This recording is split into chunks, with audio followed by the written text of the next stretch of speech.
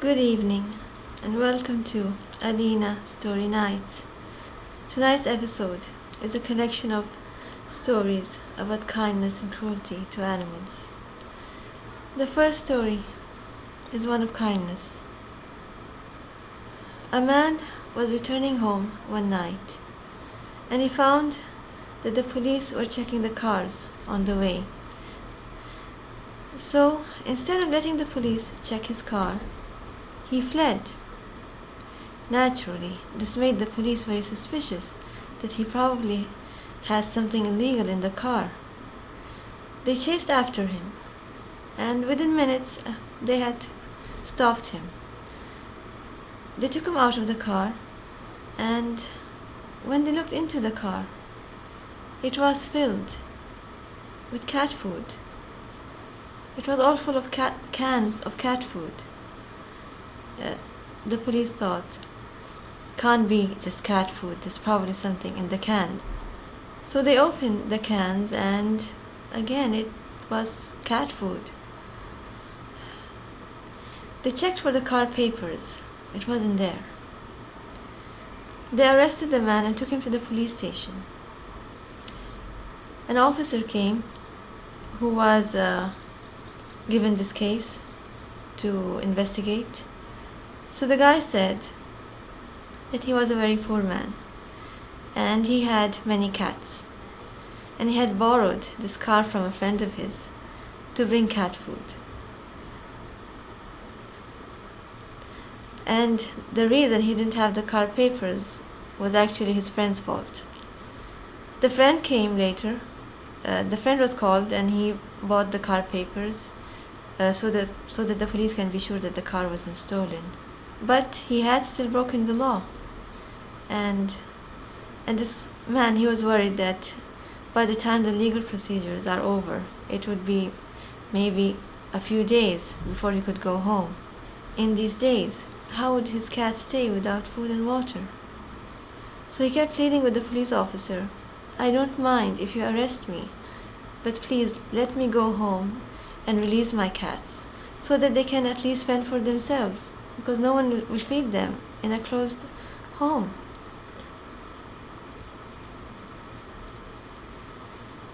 The officer was still suspicious and he thought this guy wants to go home because maybe there is something suspicious, some evidence or something. So the officer went to his house to make sure what was there, and like the guy said, it was full of cats. And he kept pleading one thing, that please let me release them and then you can put me in jail if you want. The important thing is that I don't want my cats to starve to death locked up in a house.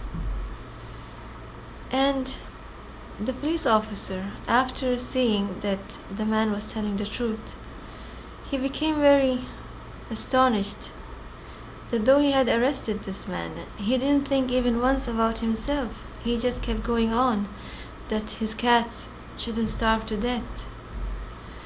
It moved the police officer a lot. Very moved by this man, the police officer said that he would let it pass, seeing that indeed he didn't have anything illegal. Another incident. A man lived with his wife in a villa, and he was also very fond of cats. He had many cats in the garden and in his house. But the problem was, his wife was very uncomfortable with the cats because, well, they were very naughty and they often would ruin the sofas with their nails and break ornaments around the house while playing and running around.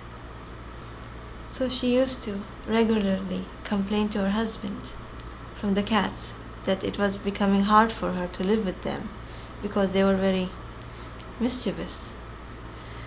So the man, in a dilemma of what to do about his cats, whom he loved a lot, and to be fair to his wife who was complaining from a genuine problem, he decided to rent an apartment.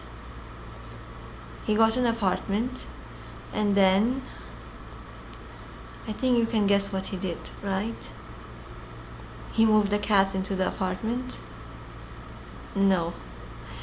He took his wife and he moved into the apartment and left the villa for the cats. I know it's funny. His logic for doing so, he said, they were a childless couple, and he believed that an apartment was enough for the both of them to live comfortably. He said that the cats need fresh air, and for that they need a garden where they can go safely to get their fresh air, where there's no cars that might run them over. As for him and his wife, he said that we are people, we know how to go out wherever we want to go, but animals can't do that. That's why he wanted to keep them comfortably in the villa when they would have a garden around them where they could get fresh air. And his family, a lot of people told him that he was absolutely crazy, but he didn't care. He said that if you could understand how these animals feel, how much character they have, you would understand why I treat them like my children and why I don't see it as a big sacrifice.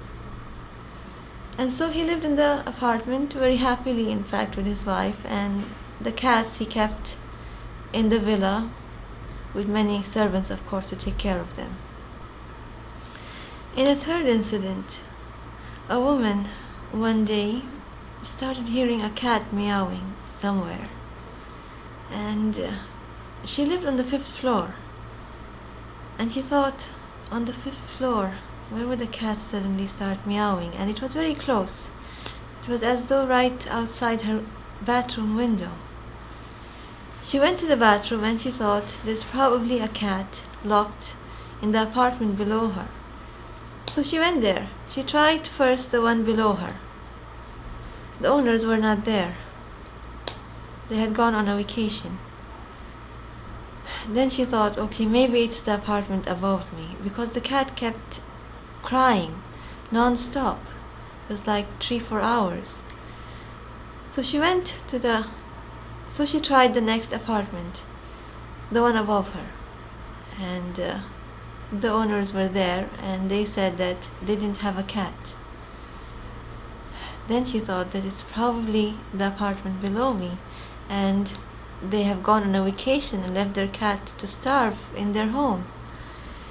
She went to the janitor and told him that there's a cat in here that's locked up. The poor thing will die by the time those people return. He said that they didn't have a cat. She said, I can hear it. Come and hear it yourself. There is a cat over there. The janitor came to her bathroom, and indeed they could hear a cat meowing very loudly. So he got the number of the family that lived there, and he called them, and they insisted that there was no way a cat could be in their apartment. They didn't have one, and this was the 4th floor where they were. So where was this cat's voice coming from?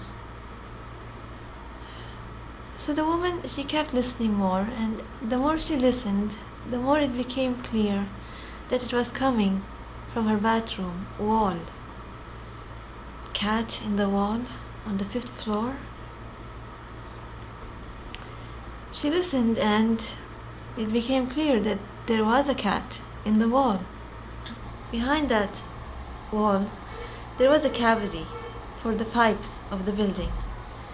And somehow, a cat from the basement had gotten into that cavity and climbed all the way to the 5th floor and gotten stuck over there.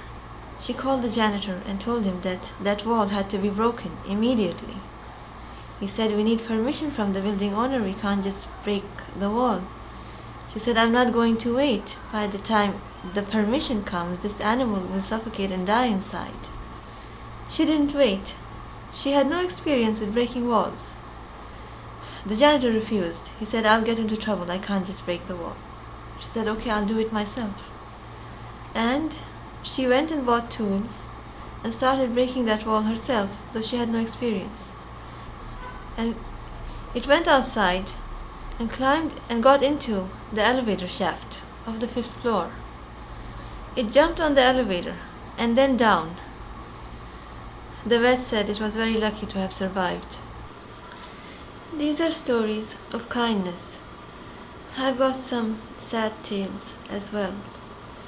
A couple got a turtle. They wanted a turtle as a pet.